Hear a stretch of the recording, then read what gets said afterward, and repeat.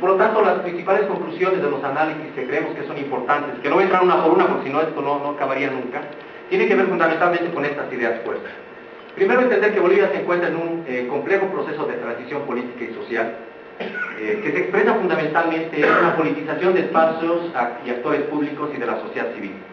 Repito, son conclusiones que habíamos graficado en 2009.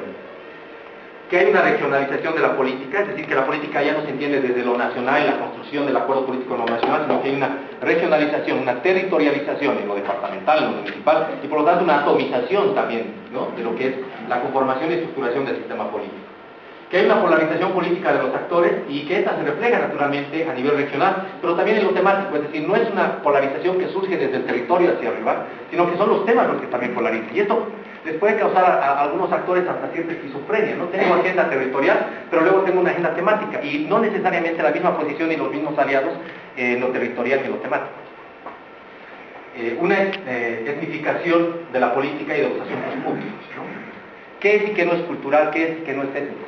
Muchas veces hemos confundido esos dos conceptos que no necesariamente son lo mismo y los hemos metido en una licuadora, y esto ha generado también mucha conflictividad.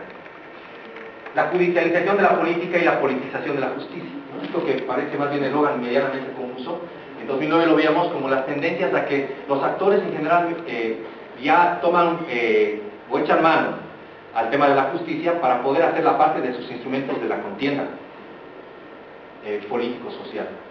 La emergencia de visiones contrapuestas respecto al desarrollo, a la sociedad y a la ciudadanía, a la economía y a la política, que en muchos casos, como verificamos en los estudios, y ustedes van a poder revisarlo, habían sido causantes de estancamiento de los procesos de desarrollo por su instrumentalización dentro de las dinámicas políticas, ¿no? Y esto ha sido muy presente porque muchas veces la situación de conflicto ha limitado la posibilidad también de poder construir visiones en torno a proyectos de desarrollo.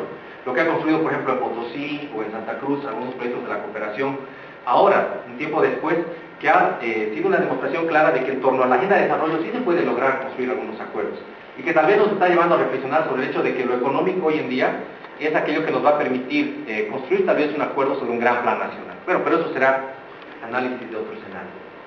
La conflictividad no apunta claramente a un cambio estructural, sino más bien se pierden esfuerzos de los actores de inversión en la pirámide de poder, ¿no? Una inversión que en 2009 mostraba que había una pugna entre si el poder era más nacional que regional y cómo los actores en su confrontación trataban de dar la vuelta a esta forma de funcionamiento y de estructuración del sistema político. Cuando decía al principio que habíamos hecho una reflexión inicial antes de entrar al territorio y hacer los análisis, decía también que habíamos hecho una serie de ejercicios de hipótesis para ver qué se validaba en nuestros análisis, ¿no? Para no entrar a tientas y ver con mayor precisión dónde teníamos que enfocar un poco más los análisis reflexivos. Hemos validado algunas de estas hipótesis en el sentido que voy a exponer a continuación. Primero, hemos validado que la conflictividad nacional se ve reflejada en las diversas regiones del país, estableciendo escenarios casi impuestos a esos espacios territoriales. Muchos de los conflictos que se han verificado en el tiempo pasado no tenían que ver con la realidad territorial o de los actores locales, sino que eran conflictos que se trasladaban desde la agenda nacional y como encontraban un campo fértil en lo local, en lo territorial, porque había una adhesión casi en muchos casos sin interpelación, entonces se encontraban un camino muy fértil y por lo tanto se conflictuaba en lo regional igual que en lo nacional. Y para ojos extraños se planteaba la interrogante: ¿y por qué es conflicto esto en esta región si no tiene mucho que ver con sus expectativas, sus demandas o sus reivindicaciones? Otra hipótesis de validad es que los actores nacionales de la conflictividad conciben las alianzas con actores regionales para fortalecer su propio escenario conflictivo, a generar conflictos regionales que son reflejos del conflicto nacional, ¿no? Alianzas coyunturales, instrumentales y funcionales en muchos casos.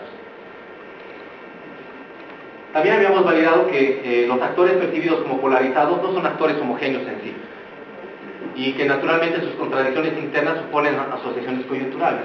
Y esto ha sido evidente en este último tiempo.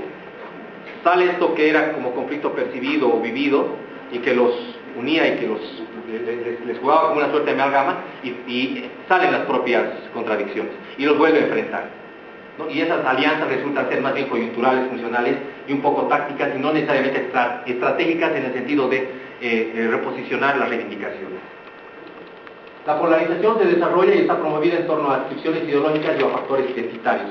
Y eso para nosotros ha sido fundamental, y nos había tentado un poco a analizar esto desde la perspectiva metodológica y conceptual de la construcción de poder.